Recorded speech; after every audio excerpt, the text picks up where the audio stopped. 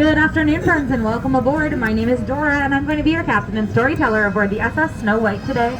Now, just a few friendly reminders before we start our story that for your safety, we ask that you please remain seated, keeping all hands, arms, feet, and legs inside of the boat at all times. And parents, please keep an eye on any young children so our story doesn't take any unexpected turns.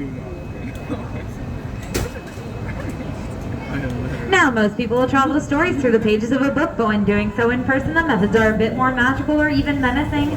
But as I like to say, when there's a whale, there's a way. And while it may seem like we're being swallowed by the jaws of Monstro the Whale, the very same whale that swallowed Pinocchio, don't worry, friends, he's simply helping to transport us into the magical world of Storybook Land. Now, most good stories start with once upon a time, but ours begins with a big bad wolf who lives in the cave coming up on our left. He's always chasing after the three little pigs, but don't worry, friends, they live safely across the way in their three houses. One made of straw, one made of sticks, and one made of 100% guaranteed wolf-proof brick. And just around the river bend, our story is already taking quite a strange turn, for coming up on our left-hand side, you'll soon see a quaint English village where a little girl named Alice lived. One golden afternoon, she decided to follow the white rabbit down the rabbit hole, and down, down, down she fell into Wonderland, where things only became curiouser and curiouser. But if Wonderland isn't your cup of tea, look no further than the second star to your right, and you'll see London Park, where Peter Pan and the darling children Wendy, Michael, and John first took flight. With faith, trust, and pixie dust from Tinkerbell, they were all off to Neverland, where they would never have to grow up. And just up ahead, we have the city of Agrabah, the very same marketplace where a street rat named Aladdin first stole the heart of Princess Jasmine. Though the two were from two different worlds, with the help of their friends Abu, Carpet, and Genie, true love prevailed, and they lived happily ever after in the Sultan's palace.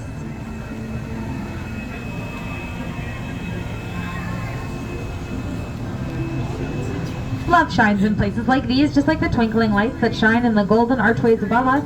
In fact, these are the very same archways that Jasmine and Aladdin went soaring over, under, and sideways through on their magic carpet ride to a whole new world.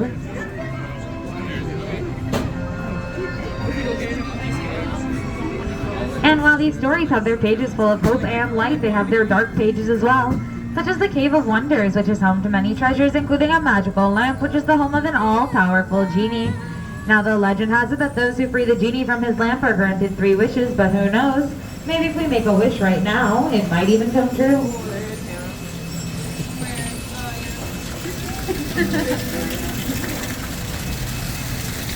Snow White wished for a safe place to stay after fleeing from her mother, the evil queen, and came across the cottage on the page tower right, home of the 7 dwarves who granted her shelter in exchange for her kindness.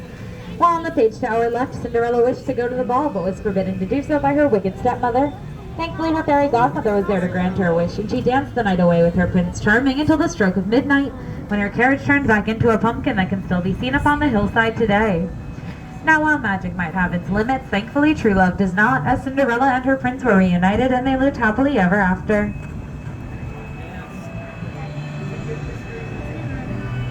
The wishes here in Storybook Land are often inspired by dreams, whether these are dreams of happily ever afters, or dreams of falling asleep amongst rolling hills of patchwork plants, just like the ones on our left-hand side, inspired by the 1933 Silly Symphonies cartoon Lullaby Land. There's magic everywhere here in Storybook Land, including in our very miniature, very real plants, as they will never grow up thanks to the pixie dust of our fairy friend and gardener Tinkerbell. And it's details like these that made this place a favorite of master storyteller Walt Disney.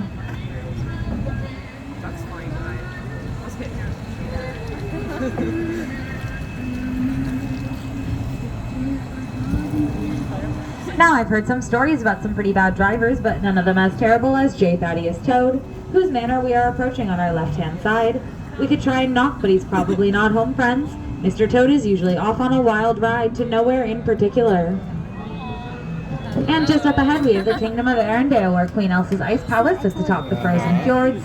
It's here that her sister Anna and their friends Olaf, Kristoff, and Sven learn true sisterly love could thaw a frozen heart. Meanwhile, in our alpine village across the way, toy maker Geppetto wished upon a star for his puppet to become a real boy. And after Pinocchio saved them both from the jaws of Monstro the Whale, the Blue Fairy was more than happy to make their dreams come true. And our final story begins when a little mermaid named Ariel traded her fins for a pair of legs and took her first shaky steps on land to become a part of our world. Though her story ends on land to our right in Prince Eric's castle by the sea, it begins just to our left, for behind our waterfall you might catch a glimpse of Atlantica, where her father King Triton and her fishy friends Flounder and Sebastian live. And as we close the final chapter in our storybook and reapproach the dock, we ask that you please remain seated, keeping all hands, arms, and fingers inside of the boat until we reach a full and complete stop, at which point I will ask you all to stand up together on my count of 3 in the center of the boat for balance, to make sure none of us have to find out what's under the sea.